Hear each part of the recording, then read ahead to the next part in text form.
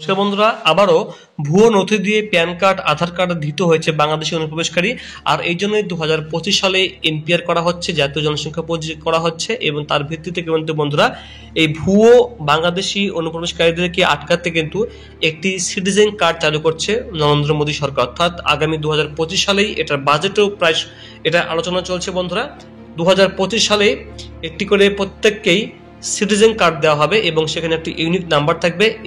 এইটা থাকলেই আপনি ভারতীয় মানা হবে, কারণ আধার কার্ড প্যান কার্ড থাকলে যে আপনি ভারতীয় তা কিন্তু নয়, কারণ এটা পূর্ণাঙ্গভাবে বা সম্পূর্ণভাবে আপনাকে ভারতীয় ধরা হয় না। এটা অনেকেই ভুল করছেন। তাই বাংলাদেশিরা প্রচুর কিন্তু ভারতে ঢুকে Aadhaar card, PAN card, voter card, passport, এমনকি ড্রাইভিং লাইসেন্স তারা বানিয়ে নিচ্ছেন। সমস্ত কিছু সহজে হয়ে যাচ্ছে টাকার বিনিময়ে। তাই ভুয়ো নথি দিয়ে প্যান কার্ড, আধার কার্ড দ্রুত বাংলাদেশের অনুপ্রবেশকারী, এর জন্য কিন্তু বন্ধুরা 2025 সালে এনপিআর শুরু হচ্ছে, এবং এনপিআর কমপ্লিট হয়ে গেলে কিন্তু বন্ধুরা যে কোনো সময় পশ্চিমবাংলায় বা ত্রিপুরায় কিন্তু এনআরসি শুরু হয়ে যেতে পারে। আর এনআরসিটা হবেই, কেননা তার জন্য কিন্তু বন্ধুরা সিএ আইনটি পাস করা হয়েছে এবং সিএ চালু করা হয়েছে।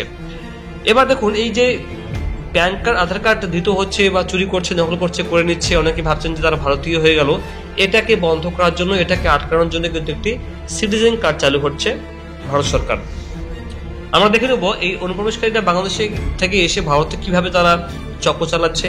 কিছুদিন আগে আপনারা দেখেছেন যে তারা পাসপোর্ট বানিয়ে নিয়েছে, সমস্ত কিছু করে নিয়েছে। এবার দেখুন, প্যান কার্ড, আধার কার্ড সমস্ত ক্ষেত্রে ভুয়ো নথি দিয়ে আধার কার্ড, প্যান কার্ড তৈরি করে কলকাতায় বসবাস। দেখুন, বাংলাদেশিরা এসে কলকাতায় থাকছেন এবং ভারতের কোনো গোয়েন্দা বিভাগের কোনো খবরই নেই। তারা এখানে ভুয়ো নথি দিয়ে আধার কার্ড বানিয়ে নিয়েছেন, প্যান কার্ড বানিয়ে নিয়েছেন এবং কলকাতায় থাকছেন, খুদ বাংলাদেশি অনুপ্রবেশকারী তারা কিন্তু। ঠিক আছে, এই অভিযোগে বৃহস্পতিবার রাতে গ্রেপ্তার করা হলো এক বাংলাদেশি নাগরিককে।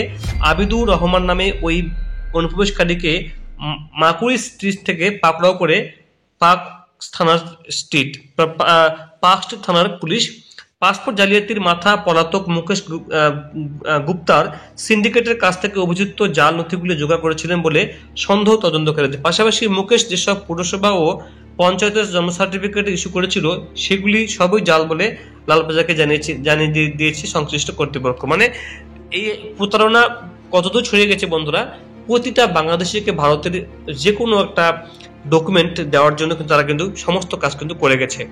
তাদের ক্ষেত্রে এই জন্য কিন্তু বন্ধুরা ভারতবর্ষে পশ্চিমবাংলায়, ত্রিপুরায় কিন্তু এত পরিমাণে বাংলাদেশি হিন্দু মুসলিম বেড়েছে, যারা অবৈধভাবে তারা থাকছেন এখানে, তাতে কিন্তু ভারতের সরকার কিন্তু মাথা নড়ে গেছে। এবার এই জন্য কিন্তু বন্ধুরা এনআরসির প্রবণতা বাড়ছে দিনে দিনে। পুলিশ সূত্রে জানা গেছে, অভিযুক্ত বাংলাদেশি 11 বছর ধরে কলকাতায় যাতায়াত করছেন। প্রথমে তিনি বাংলাদেশি পাসপোর্টে ভিসা নিয়ে ভারতে আসতেন। আবিদুর জেরা জানিয়েছেন তিনি জামা কাপড় ও কসমেটিকের ব্যবসা করেন। কলকাতার একাধিক দোকানে তার সামগ্রী যায়, কিন্তু তার পাসপোর্টটি বাতিল হয়ে যাওয়ায় তিনি বনগাঁ বা বসিরহাট সীমান্ত দিয়ে ধূর পাটি ধরে এখানে আসতেন। সেই সুবাদে তার সঙ্গে সীমান্তের এক এজেন্টের পরিচয় হয়। ওই এজেন্ট তাকে জানায় ভারতের ভোটার, আধার ও প্যান কার্ড হয়ে যাবে তার টাকার বিনিময়ে, এরকম এটা বলা হয়েছে। কলকাতায় থাকা ওই তারা এক পরিচিত এই ধরনের নথি তৈরি করে থাকে, তাকে টাকা দিলেই সমস্ত কিছু অনায়াসে পাওয়া যাবে। তারপর ওই নথির ভিত্তিতে পাসপোর্ট তৈরি করে দেবে তারা। তদন্তকারীরা জেনেছেন ওই এজেন্টই আবিদুরকে কলকাতার জাল নথি কারবারের সঙ্গে জড়িত কোনো ব্যক্তির সঙ্গে পরিচয় করে দেন। তৈরি হয়ে যায় আবিদুরের আধার, প্যান কার্ড সহ বিভিন্ন নথি। 2023 সাল থেকে পাকাভাবে সে কলকাতায় বাড়ি ভাড়া নিয়ে থাকতে শুরু করেন তিনি।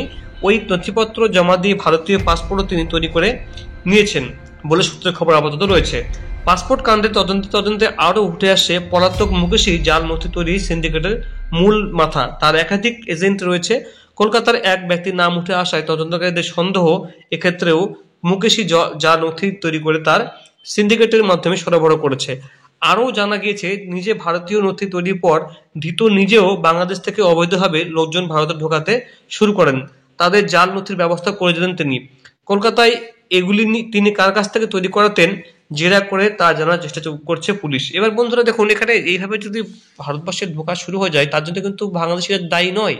ভারতের আইন ব্যবস্থা, বিচার ব্যবস্থা, প্রশাসন এবং ভারতীয় মানুষই আমরা দায়ী কিন্তু। তাই বন্ধুরা, আগামী দিনে কি হবে দেখার দরকার নেই। আপনারা আপনাদের ডকুমেন্ট প্রমাণ জোগাড় করবেন, কেননা এই সমস্ত কিছুর জন্য কিন্তু বন্ধুরা এনআরসি প্রমাণ করার জন্য আরো জটিল কিন্তু প্রক্রিয়া চালু হচ্ছে, যেখানে আপনাকে বিভিন্নভাবে আপনাকে ভারতীয় প্রমাণ করতে হবে। তাছাড়া কিন্তু আপনার এনআরসি নাম উঠবে না।